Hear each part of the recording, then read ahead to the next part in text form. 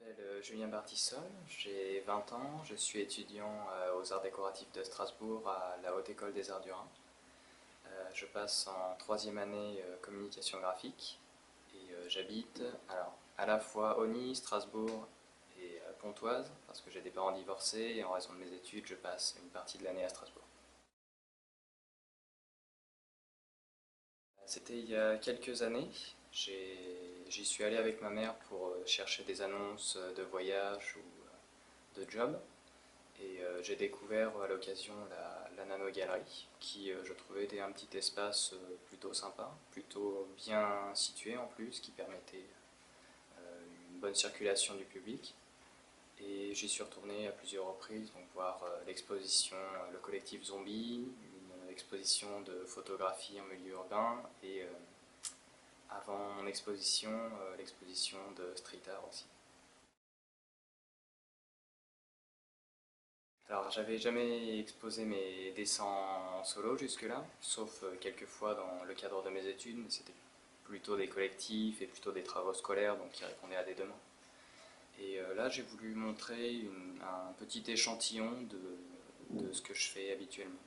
Donc, si vous regardez un petit peu les dates, vous verrez que les dessins s'étalent sur plusieurs années.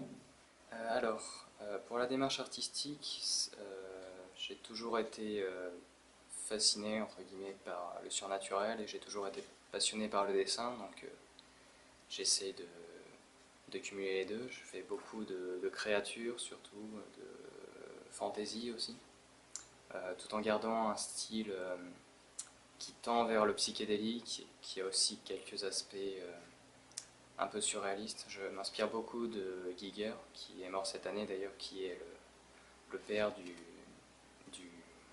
du style biomécanique, dont je m'inspire beaucoup et qui est d'ailleurs en sous-titre sur mon blog.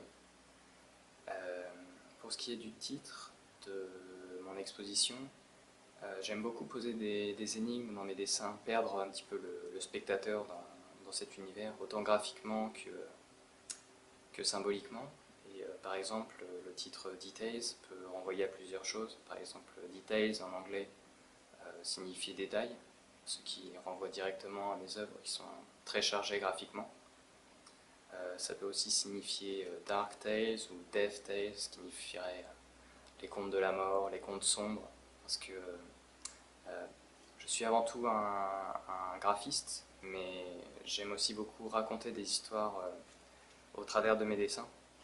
Parfois par écrit, souvent davantage visuellement. J'aime bien que le spectateur se laisse guider par, par le détail, par le motif et essaye de retrouver des éléments réels. Et enfin, pour ce qui est du D point, c'est un petit clin d'œil à Katsura Oshino, une dessinatrice de manga que j'admire beaucoup, qui a dessiné entre autres Dick Grayman, qui s'écrit à peu près pareil, ce qui renvoie directement au titre de l'exposition. Euh, alors je continue régulièrement à alimenter mon blog avec de nouveaux dessins. Mon blog zipushin.blogspot. En dehors de ça, je pense chercher sur Strasbourg d'autres petites galeries qui me permettraient de poursuivre sur cette voie et de continuer à exposer mes productions en dehors de mes études. Et enfin, dans un projet un peu plus à l'avenir, je pensais réaliser des dessins pour des accessoires, par exemple des t-shirts, des pendentifs. Il y a beaucoup d'illustrateurs que j'admire qui utilisent ce genre de pratique. Je pense par exemple à l'artiste Sue ou encore à Lost Fish ou à Nicoletta Secoli qui gagnent leur vie de cette façon en posant leurs dessins sur des objets du quotidien.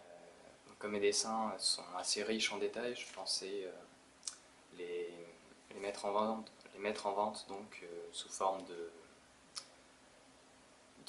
d'accessoires par le biais d'un site internet que je pense créer d'ici une ou deux années peut-être, quelques années.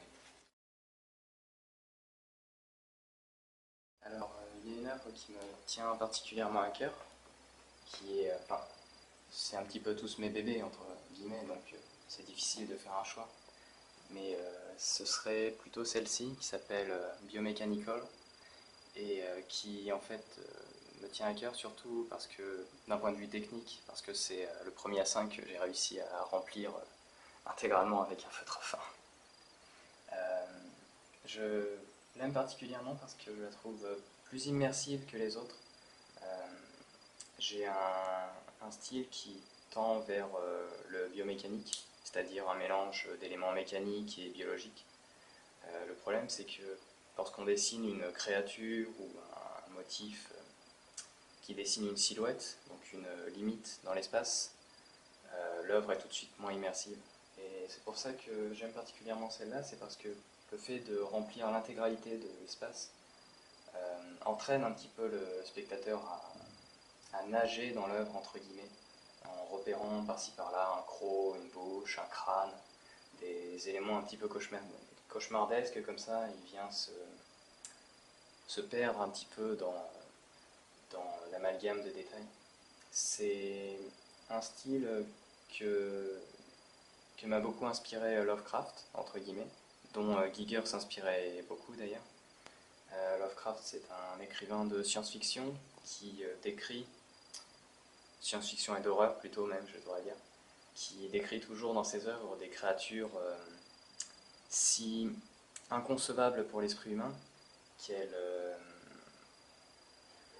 provoquent la folie sur le coup ou même la mort.